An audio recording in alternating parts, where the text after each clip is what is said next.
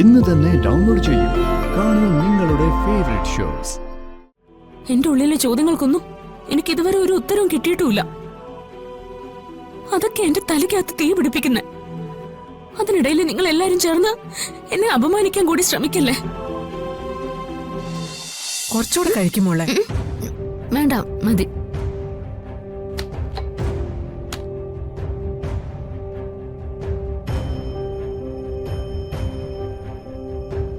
അമ്മേ, സമ്മതി നിന്ന് പുറത്തെങ്ങനെ പോയായിരുന്നോ? എനിക്കെങ്ങനെ അറിയാം? ഞാൻ കല്യാണത്തിന് പോയിരുന്നല്ലോ. പക്ഷെ ഇടയ്ക്ക് ഞാൻ നിന്റെ ഓഫീസിൽ നിന്ന് ഫയൽ എടുക്കാൻ ആള് വരുന്ന കാര്യം അവളെ വിളിച്ചു പറഞ്ഞിരുന്നല്ലോ. അപ്പൊ പിന്നെ അവളെങ്ങനെ പുറത്തു പോവാനാ? അന്നേരം സമൃദ്ധ വീട്ടിലുണ്ടായിരുന്നോ? അതെനിക്കറിയത്തില്ല. ഇവിടെ ഉള്ളതുപോലെ തന്നെ സംസാരിച്ചത്. ഫയൽ എടുത്തു കൊടുക്കാന്നും പറഞ്ഞ് ഫോൺ കട്ട് ചെയ്യുകയും ചെയ്തു. അല്ലാതെ പുറത്തുപോയ കാര്യമൊന്നും എനിക്കറിയില്ല. നീ ഇവിടെ ഉണ്ടായിരുന്നില്ലേ?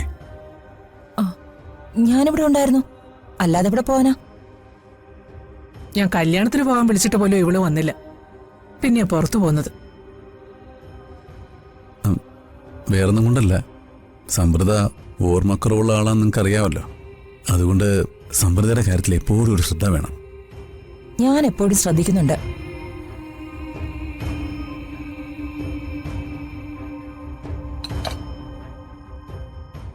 ഞാനെന്നാ മോളുടെ അടുത്തേക്ക് ചെല്ലട്ടെ. അവള് ഹോംവർക്ക് ചെയ്ത് തീർന്നു കാണും. എന്നാലും താൻ ചെന്നാലേ അവൾ ഉറങ്ങും. അല്ല, തലവേദന കുറവുണ്ടല്ലോ അല്ലേ? കുറവുണ്ട്. ചെല്ലേ.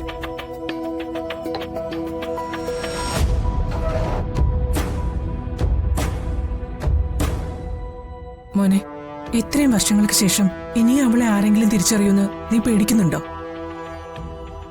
ആ പേടി എനിക്കിപ്പം മാത്രമല്ലമ്മേ, എപ്പോഴും ഉണ്ട്.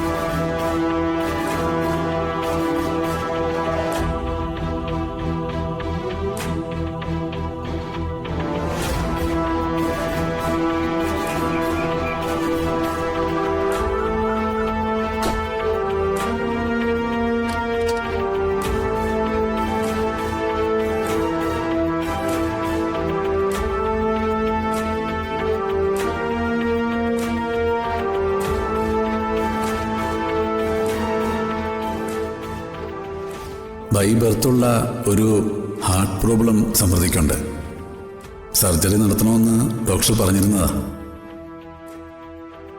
സമൃദ്ധ കഴിച്ചുകൊണ്ടിരുന്നത് കാർഡിയാക് മെഡിസിൻ ആണോ എന്നായിരുന്നു സംശയം, അല്ലേ? അതെ. കാർഡിയാക് പേഷ്യന്റിന്റെ പറയത്തക്ക ഒരു ബുദ്ധിമുട്ടും ഇപ്പൊ സമൃദ്ധയ്ക്കില്ല. പിന്നെ എന്തിനീ ടാബ്ലറ്റ്സ് ഒക്കെ സമൃദ്ധ കഴിക്കണം?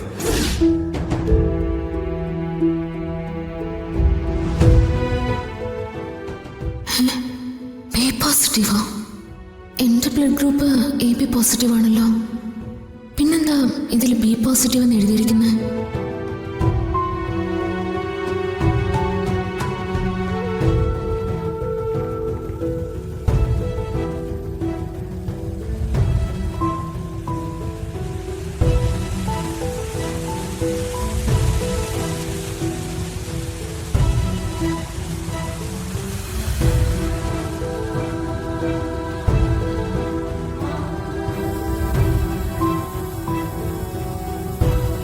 എന്തായി കാണിക്കുന്നേ?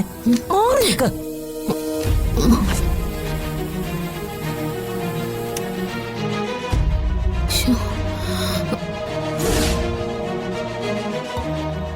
ഗ്യാസ് ഉപയോഗിക്കുമ്പോ ശ്രദ്ധിക്കണമെന്ന് എത്ര വട്ടം പറയണം?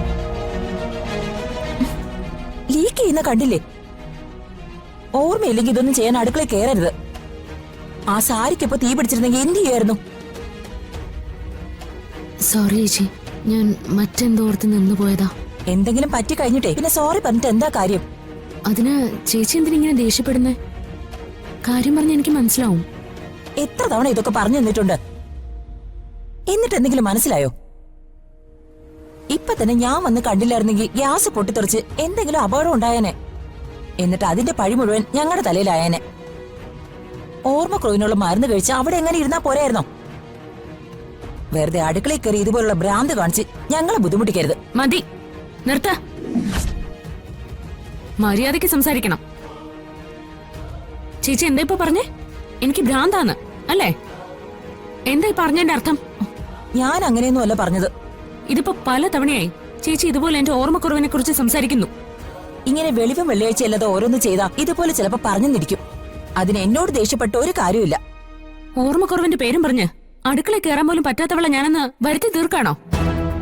എന്നിട്ട് എല്ലാവരുടെയും മുമ്പിൽ ഇതേപോലെ എന്നെ കുറേശ്ശെ കുറേശ്ശെ ഭ്രാന്തിയാക്കി തീർക്കാനാണോ നിങ്ങളൊക്കെ ഉദ്ദേശിക്കുന്നേ? ദേ വെറുതെ എഴുതാപ്പുറം വായിക്കരുത്. എന്റെ ഓർമ്മക്കുറവിനെ കുറിച്ച് എനിക്ക് നല്ലതുപോലെ അറിയാം.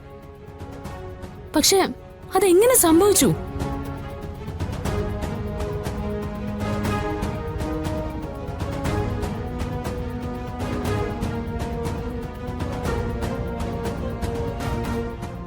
എനിക്ക് ഓർമ്മ നഷ്ടപ്പെടുന്നതിന് മുമ്പ് ഞാൻ എങ്ങനെയായിരുന്നു എന്ന് ചേച്ചിക്ക് അറിയോ?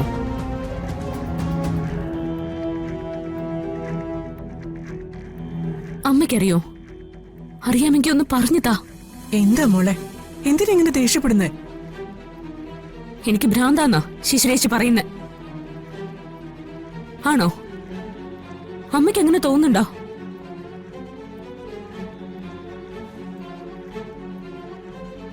എന്തോ ഒരു ഭ്രമത്തിനുള്ളിൽ ഞാൻ പെട്ടുപോയിട്ടുണ്ടെന്ന് എനിക്കും അറിയാം. അതെന്താണെന്ന് തിരിച്ചറിയാനും എനിക്ക് പറ്റുന്നില്ല. പക്ഷെ അതിന്റെ പേരിൽ ആരും എന്നെ അധിക്ഷേപിക്കാൻ നിൽക്കരുത്.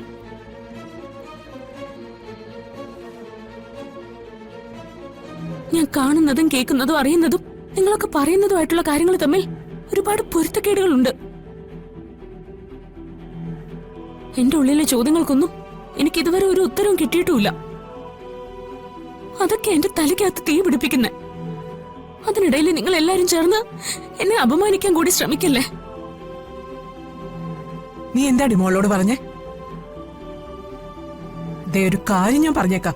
വെറുതെ ആവശ്യമില്ലാത്ത കാര്യത്തിന് സമൃദ്ധിയോട് ബഹളം വെച്ചാ എന്റെ സ്വഭാവം മാറും. പറഞ്ഞേക്കാം. ഇവളുടെ സ്വഭാവം മോൾക്കറിയില്ലേ? വെറുതെ ആവശ്യമില്ലാതെ എന്തെങ്കിലുമൊക്കെ പറയും. മോൾ അതങ്ങ് മറന്നേക്ക്. എനിക്കിനി ഒരിക്കലും ഓർമ്മ തിരിച്ചിട്ടില്ലെന്നാണോ നിങ്ങൾ എല്ലാരും കരുതുന്നത്? എന്റെ ഓർമ്മകളൊക്കെ തിരിച്ചു പിടിക്കാനാണ് ഞാൻ ശ്രമിക്കുന്നത്.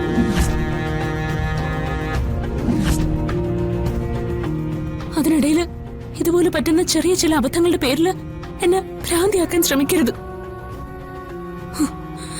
അത് ഞാൻ സഹിക്കില്ല.